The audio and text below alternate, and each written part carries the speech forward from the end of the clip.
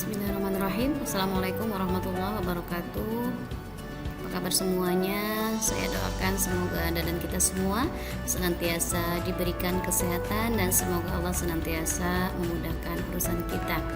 Baik, kembali lagi bersama saya Anissa di video pembelajaran mengenai perancangan basis data.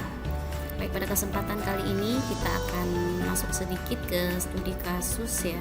Studi kasus yang pertama, di mana di dalam studi kasus ini kita akan mencoba ya untuk melakukan analisis ya terhadap datanya berupa dokumen seperti ini.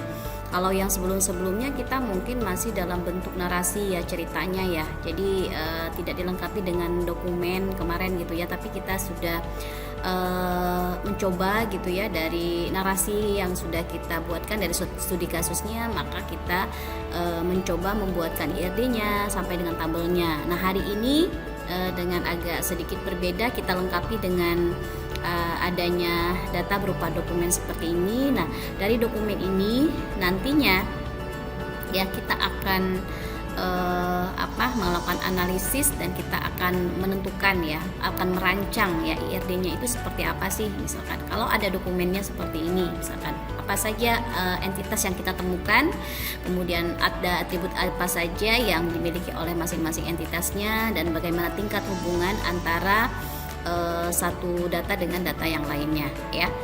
Selain ada dokumen, di sini juga akan ada asumsi ya, asumsi bahwasanya ini ada dokumen nota, kemudian ada asumsi juga dibantu dengan asumsi, yaitu pelanggan bisa mendapatkan lebih dari satu nota ya. Jadi nota ini nantinya bisa didapatkan oleh pelanggan ya. Jadi dan pelanggan itu bisa mendapatkan lebih dari satu nota. Ya, satu nota ini pastinya hanya untuk satu pelanggan ya. Nah, kalau ada kondisinya seperti ini, maka hal pertama yang akan kita lakukan, kita lihat asumsinya. Berarti di sini akan kelihatan ya ada entitas apa saja ya. Di sini ada entitas apa, berarti pelanggan ya, kemudian ada entitasnya juga ada nota.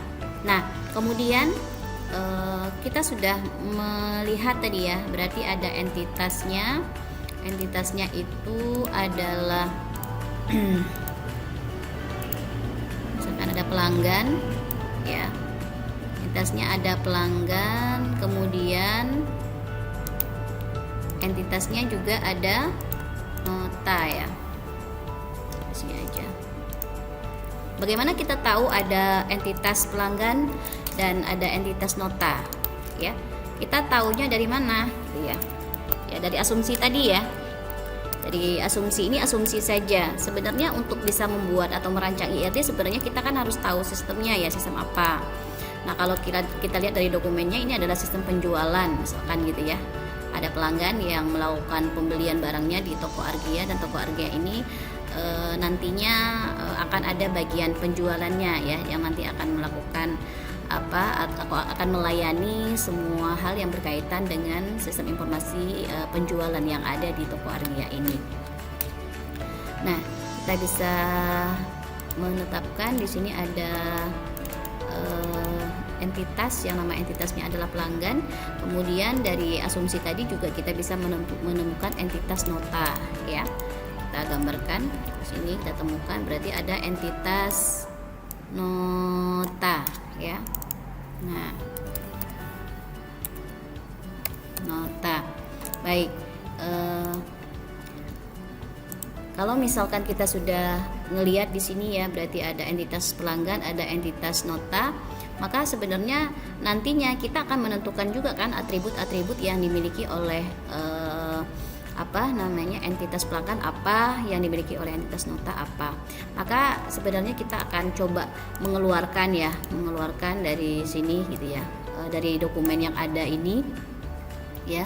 Dari dokumen yang ada ini kita akan mencoba mengeluarkan kira-kira kita ketemu dengan apa saja atributnya gitu ya. Kita lihat di sini, kalau kita lihat ini dokumennya nota, maka kita akan melihat di sini ada nomor nota ya, ada nomor nota, kemudian ada apa lagi di sini, kemudian ada tanggal nota ya. Perhatikan untuk pemberian nama atribut nantinya itu tidak boleh menggunakan spasi ya. Jadi kalau misalkan ada jarak antara suatu kata dengan kata yang lainnya, maka harus menggunakan underscore.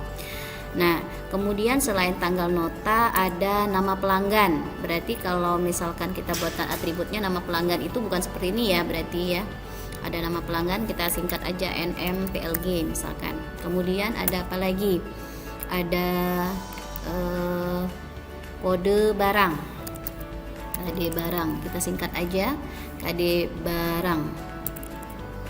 Kemudian ada nama barang, nama BRG saja saya singkat. Kemudian ada jumlah beli ya. Kemudian ada apa lagi? Misalkan ada petugas ya, ada petugas juga nggak nih? Ada petugasnya ya, anggap saja ini petugasnya misalkan di bagian penjualannya, jadi petugasnya tidak perlu kita jadikan entitas nantinya gitu ya untuk petugas. Nah, sampai ada jumlah beli ya. Nah, kemudian dari sini kita harusnya kalau sudah ketemu ya ada atribut-atribut ini ya yang ada di dalam dokumen nota, maka nantinya kita juga harus bisa mengklasifikasikan kira-kira ya, kalau tadi ada atribut nota, kira-kira atribut yang dimiliki oleh entitas nota itu ada apa saja gitu. Apakah nama pelanggan ya, nama pelanggan miliknya siapa ya. Berarti kalau kita lihat lagi di sini ada nota, nomor nota, tanggal nota, ini pastinya milik nota ya, miliknya nota ya. Jadi nanti di nota ini pastinya akan ada atribut ya, yang nama atributnya itu adalah nomor nota dan tanggal nota. Kita tentukan yang mana yang merupakan primary key. Pasti yang menjadi primary key adalah nomor notanya ya.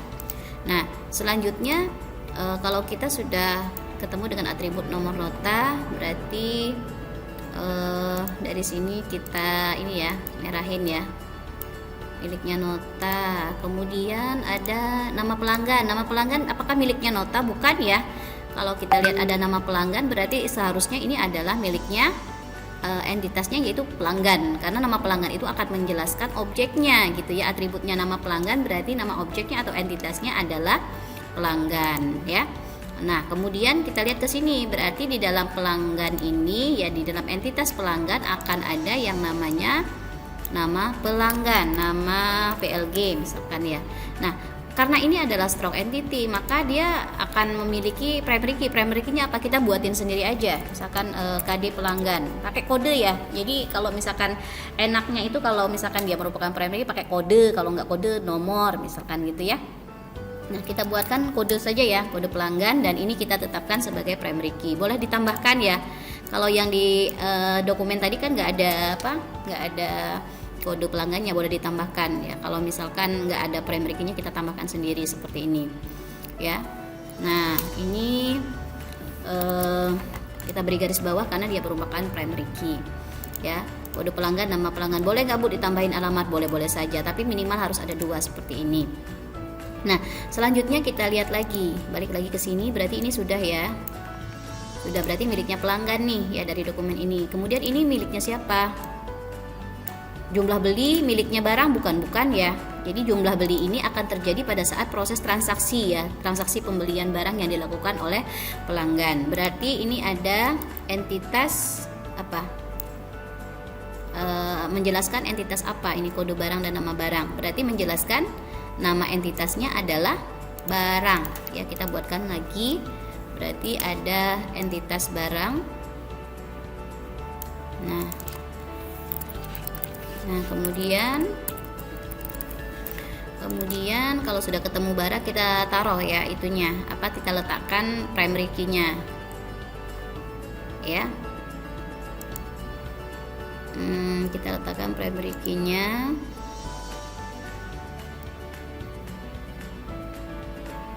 Mana ini tadi sudah, berarti primary key-nya apa ini untuk barang? Berarti ada atributnya berupa ya kode barang dan nama barang. Kita copy ke sini Oke, kode barangnya merupakan primary key. Kita beri garis bawah ya. Setiap strong entity harus memiliki primary key ya. Nah, yang ini kita beri garis bawah, underline. Nah, kalau sudah ketemu seperti ini entitasnya ya, sudah memiliki atribut-atribut ya, tinggal kita hubungkan saja ya bahwa ada relasi antara entitas mana dengan entitas mana gitu ya. Kalau dilihat dari dokumennya bisa kita lihat, dan asumsinya pelanggan ini punya hubungan dengan nota ya, dan dihubungkan dengan suatu relasi yang nama relasinya adalah dapat ya. Jadi ada relasi, nama relasinya adalah dapat. Nah, dapat, mendapat kata kerja ya, menggunakan kata kerja. Terus kita hubungkan dengan garis. Oke, ini ya, menandakan bahwa ada hubungan ya antara entitas pelanggan dengan entitas nota. Oke, seperti ini ya.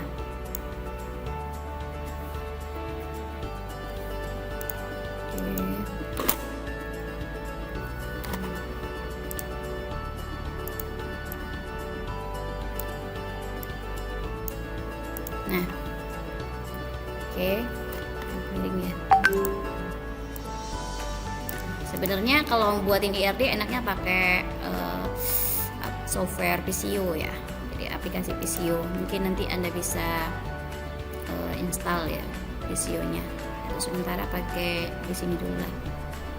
Ya, kemudian kita lanjutkan lagi.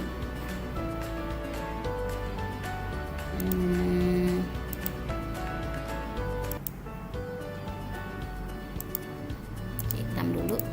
Kemudian ada hubungan antara apalagi nota itu dengan barang ya. Jadi di dalam nota ada barang. Ini di dalam nota ini kan ada barang ya. Jadi nota berhubungan dengan pelanggan, nota juga berhubungan dengan barang dari dokumen ini. Makanya di sini tadi nota berhubungan dengan pelanggan, nota juga berhubungan dengan barang. Maka kita buatkan ya, kita copy, kita kasih nama relasinya, karena dari asumsi kan nggak kelihatan ya, kita definisikan sendiri ya. Misalkan nota isi barang ya, karena dalam nota itu ada barang gitu ya. Kemudian selanjutnya adalah kita beri garis yang menghubungkan ya antara entitas dengan relasi. Nah, seperti ini ya. Oke, selanjutnya kalau misalkan kita sudah menentukan nama relasinya dari masing-masing hubungan ya. Jadi ini menghubungkan nota dengan barang, dan dapat ini menghubungkan pelanggan dengan nota. Maka kita akan menentukan selanjutnya tingkat kardinalitasnya. Kita akan melakukan proses analisis ya. Analisisnya itu enaknya dengan cara membaca hubungan antara satu entitas dengan entitas yang lain. Coba kita yang pertama antara pelanggan dengan nota. Misalkan selalu dimulai dari satu ya. Satu pelanggan bisa mendapatkan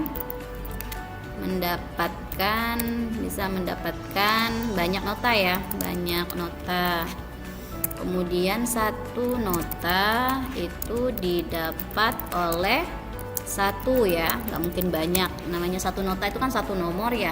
Jadi nota itu punya satu nomor misalkan nota NO001 itu pasti hanya untuk satu pelanggan gitu ya, nggak mungkin untuk banyak pelanggan. Nomor yang sama nggak mungkin diberikan kepada pelanggan yang berbeda. Nah, kalau misalkan kita lihat lagi di sini seperti yang sudah saya sampaikan tadi gitu ya di pembahasan sebelumnya, bahwa yang satu ini diabaikan saja gitu ya. Kita lihat yang ininya ya, berarti untuk pelanggannya adalah satu ya. Jadi satu untuk pelanggan. Nah, kemudian di sini ya, jangan letakin di garis gitu. Ini aja. Kemudian yang untuk notanya itu adalah M. Oke.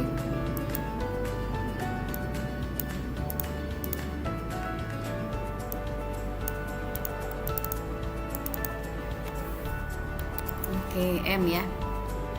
Nah, kemudian kita coba analisis lagi yang untuk antara bagaimana kardinalitas antara nota dengan barang.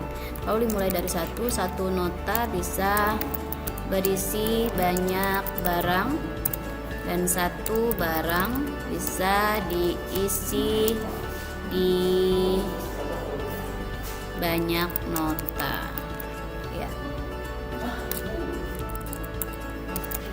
Nah, berarti tingkat kardinalitasnya adalah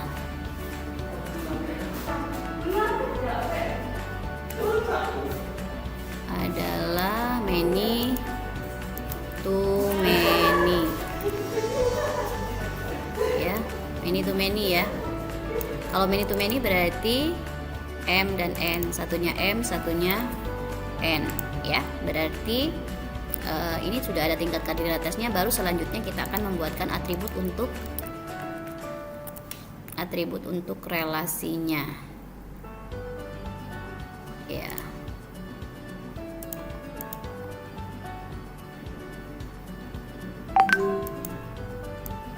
Oke, berarti di sini ada KDPLG karena one to many. Berarti ini adalah atribut dari sebelah kanan, yaitu entitas pelanggan punya primary key adalah KDPLG, dan yang sebelah sini ada nomor nota. Kemudian untuk yang ini gitu ya. Nah, untuk yang ini yang kardinalitasnya adalah many to many, diambil dari nomor nota dan KD barang ya. Ini KD barang sama ya, harus konsisten. Nah, kode barang dan nomor nota ya. Nah, kalau misalkan kardinalitasnya adalah many to many, maka nanti harus ada satu atribut tambahan ya. Satu atribut tambahannya itu kalau kita lihat dari analisis dokumen tadi ada jumlah beli, karena memang jumlah beli ini akan digunakan jika pelanggan sudah melakukan pemesanan gitu ya. Di dalam notanya ini ada berapa sih jumlah belinya gitu ya, dari masing-masing item barang yang dibeli oleh pelanggan. Berarti di sini jumlah beli ya, nggak usah pakai spasi. Kemudian dihilangkan ya tanda garis bawahnya, karena yang diberi garis bawah itu cukup yang primary key-nya saja, yang ini ya. Nah, kalau misalkan sudah seperti ini berarti sudah komplit ya. Jadi setiap entitas sudah punya atribut, relasi juga punya atribut, kemudian nota juga sudah punya atribut, kemudian isi juga sudah punya atribut, barang juga sudah punya atribut ya. Jadi masing-masing sudah memiliki atribut ya. Nah, kalau misalkan ini sudah jadi seperti ini, maka inilah yang dinamakan dengan entity relationship diagram. Nah, baik, ini adalah gambar IRD-nya dan saya minta Anda gitu ya, karena ini IRD-nya sudah selesai, maka tugas Anda adalah coba Anda tentukan ya, atau coba Anda buatkan. Ini tugasnya ya. Tugas Anda itu silakan nanti dari IRD yang sudah terbentuk itu silakan buatkan transformasinya, transformasi IRD ke LRS, kemudian buatkan LRS-nya, LRS ya. LRS tadi adalah logical record structure. Kemudian buatkan tabel yang dihasilkan ya. Tabel yang dihasilkannya itu seperti apa ya.